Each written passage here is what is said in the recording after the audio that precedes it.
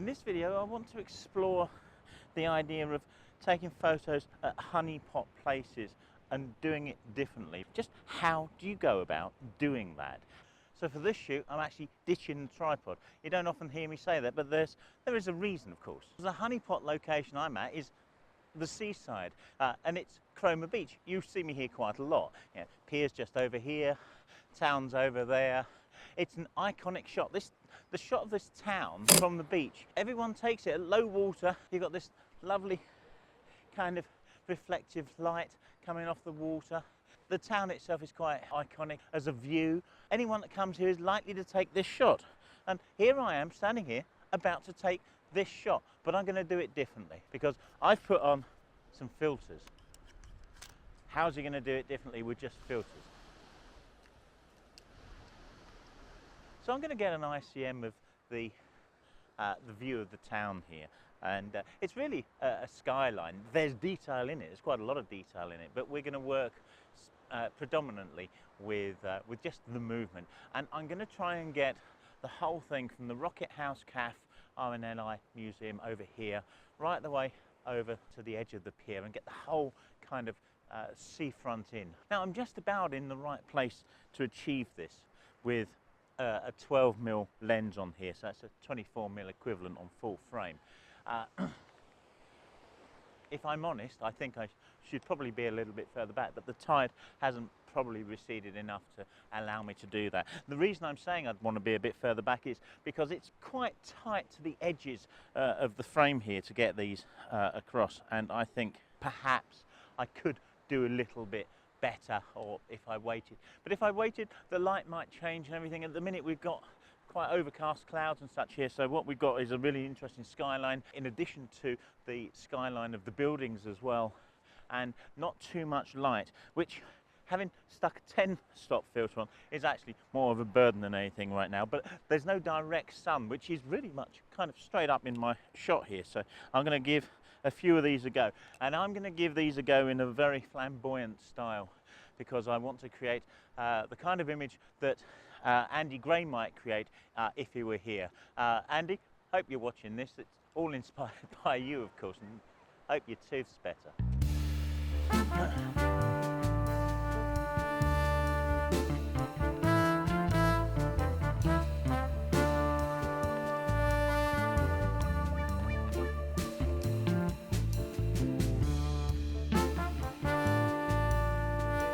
So the technique that I'm using here is going to end up with a lot of post-processing. A lot of these kind of dancing images are going to end up with layers, but they'll end up in layers.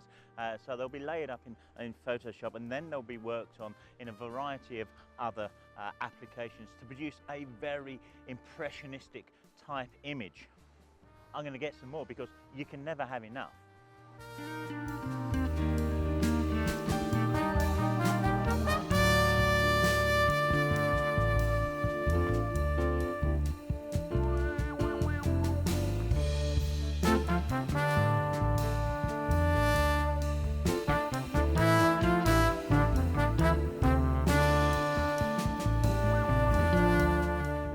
So if you want some tips on how to set the camera up to take some of these shots, check out this video up here.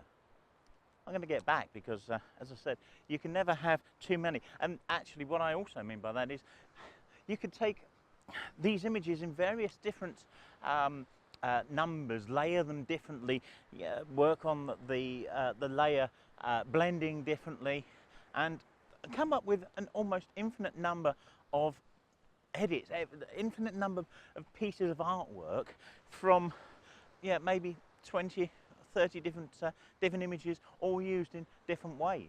I'm also lucky enough to have this set of tracks up the beach from a boat launch earlier on the tractors and the trailers. I think it works really well as a leading line, and I'm getting some of that sometimes in these images that are coming through, and I think this is going to be one heck of a piece of art. Does that sound pompous? It probably does. you know. But I've got experience of doing this, and I come up with some very interesting pieces. In actual fact, just take a look at this shot that I got here, I don't know, maybe 3-4 weeks ago, something like that. And of course, it's not a shot, it's 5 or 6 images laid together, yeah, with a lot of post-processing to get something that is an iconic location, the kind of shot that anyone would take, but it doesn't look like it. That's a good one. I like that one. There'll be something I can do with that. When you're doing a series of these, what you need to try and ensure is that you stay much in the same place when you're shooting a series, because if you move too far out of position, then you won't be able to line up the images later on. So if you're going to do this and then change position, I've got, I don't know, 20 images of that so far. If I change position, I'm going to try and get, oops, turn the camera on. Just get a placeholder position to mark where you've changed, because I'm not going to change very much here. I'm just going to change enough to get a slightly different scene from it. So I need to make sure that I don't try to blend images from slightly different positions. Oh, and also make sure your zoom doesn't change as well. That could be a real pain. You may also notice, or you might not be able to detect on the film, but I'm also using a technique that requires me to open the shutter and then move the camera. I call it lingering. I don't know what anyone else might call it. It might have a specific name or part of the technique, but the point is that, and I've discussed this in other videos, so if you want more detail, then go and check the video that's up in the corner here.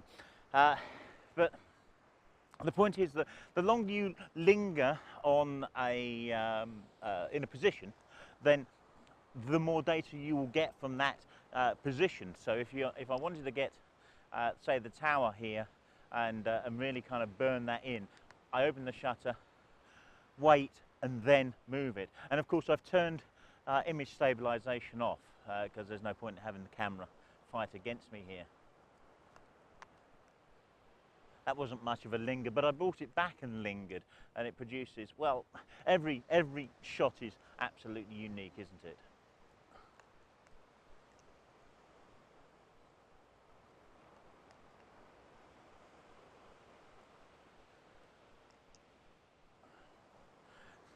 Now I'm beginning to get this streak. There's up in the cloud up here, and whether I can scroll up, you can see it. So we've got this hole up here, and that is beginning to give me a bit of a highlight streak. So I want to try and keep that out. So I'll point down more at the foreground here and move a bit there. Oh, I shouldn't have done that, should I? Whilst I haven't changed position, I have changed my camera position, so to speak. So we'll just get a placeholder, and then let's do this again. And we'll start more down here. Move, oh, that didn't work. Burn that in and then move. That's quite interesting. And you see there's a variety of movements, because there's nothing here particularly that is going to work, I'd argue, any better than any other particular movement. So it's all about variety. Get as many as you can, choose what's good later on, and do all of the work in post. One of the things you've got to be careful of with too much lingering, I think, is also burning in the skyline perhaps too much, and then moving and then burning in another element. So there's at least one image in that lot that kind of did that, and that might be difficult to use later on. So that may be one that's discarded. That one didn't work terribly well. I think we're getting a number of hot spots in the sky. which are creating sweeps. I personally don't like sweeps of light in images. They can be used later on, and in actual fact I see them being used quite a lot. It's just not necessarily for me. I think I've got enough images to make something interesting. I could almost certainly make 3 or 4 different images out of the array of shots that I have here. So I'm going to go back to the computer and I'm going to start playing around a little bit with them. Now this video is not going to be a full workflow of these images. What I'll probably do is do a very quick kind of précis of what happens back in the edit. Well, back in front of the laptop, I've done some editing. Now, I learned a lesson a couple of weeks ago. I did a big video on how I edited something, and it got hardly any views. So I'm not going to do that again because clearly it bored people. If anyone wants me to do it, then please do let me know, and I'll do something a little bit more fuller. If you really want to see how a lot of this is done, then thank you very much to Andy Gray here. This is a mug that I won from his 250th live stream. Andy Gray, I've already mentioned him. Big shout out to Andy. A lot of the techniques I'm using here, in fact probably all of the techniques I'm using here are borrowed from Andy's videos. If you want to know how to do ICM Andy Gray style, then Tuesday night edits, live streams Tuesday evening, 7:30 GMT BST times. So I'm not going to go too far, as I've said. I will take you through some of the ways in which I've edited some of this, and I will show you what happens at the end. One of the points I made when I was on the beach doing my dancing with the camera, jazz hands, is that you could take 30, 40 different images, and you could take 5 or 6 of those, or even 1 or 2 of those, and combine them in so many different ways that you could end up with an almost infinite number of unique images from a set of just a few worked on in Lightroom and also Photoshop and also analog effects. Now, analog effects plays a big part in this editing process. The real key things for it really are its ability to very simply double expose something. So you can put a second exposure on and it can be the same image. And what it allows you to do is kind of rotate and scale and adjust the mix between the duplicate image and the base image, if you like, or indeed you could add a second different image to it. Now, of course, you can do a lot of these things also in Photoshop and such, but analog effects makes it so simple to do that. And there's also the light leaks, which really do work incredibly well with the ICM images.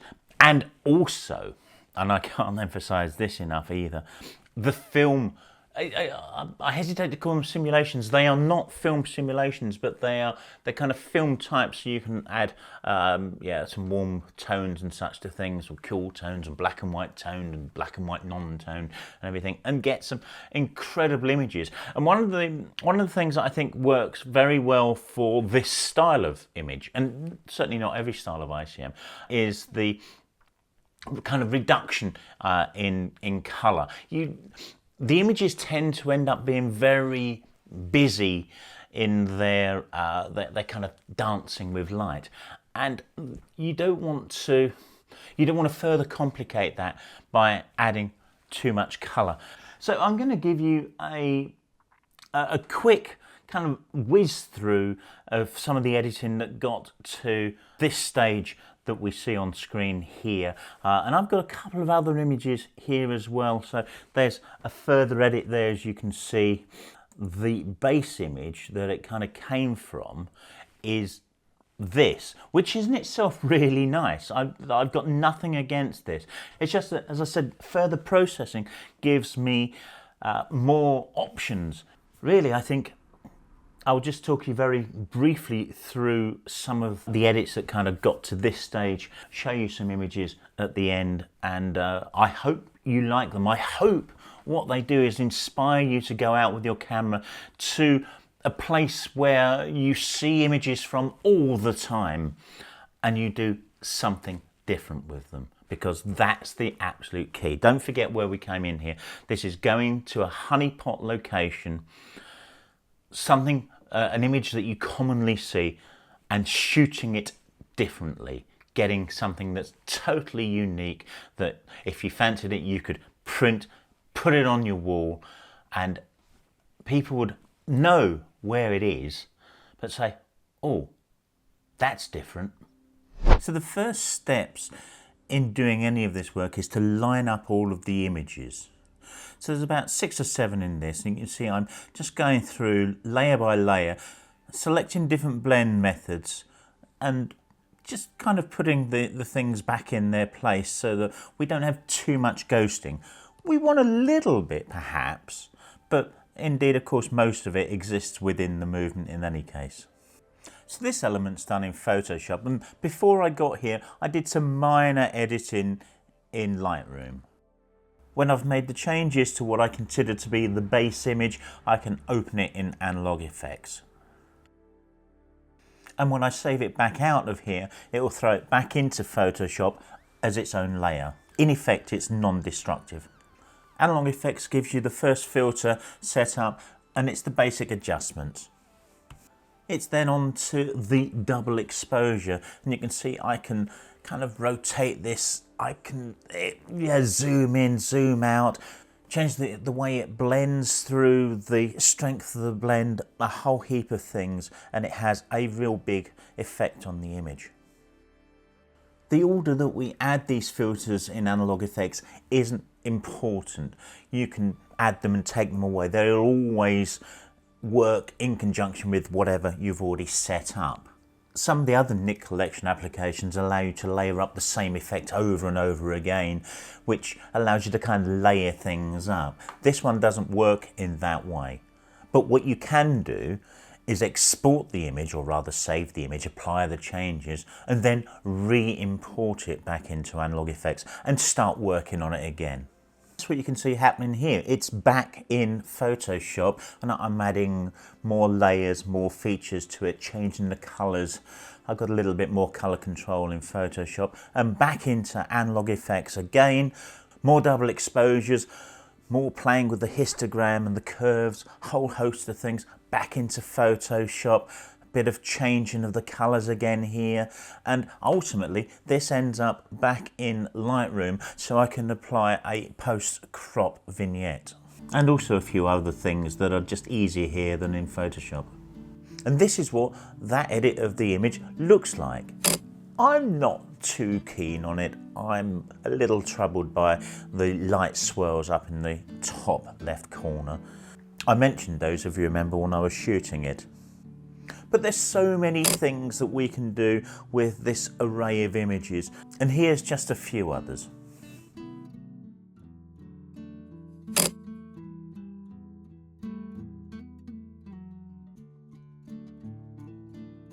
As photographers, we want something different. There's no point in going out and shooting the same thing as everybody else, because heck, you might as well buy a postcard. Alternatively, what you could also do is buy one of my prints. Hey, forget the video, buy a print.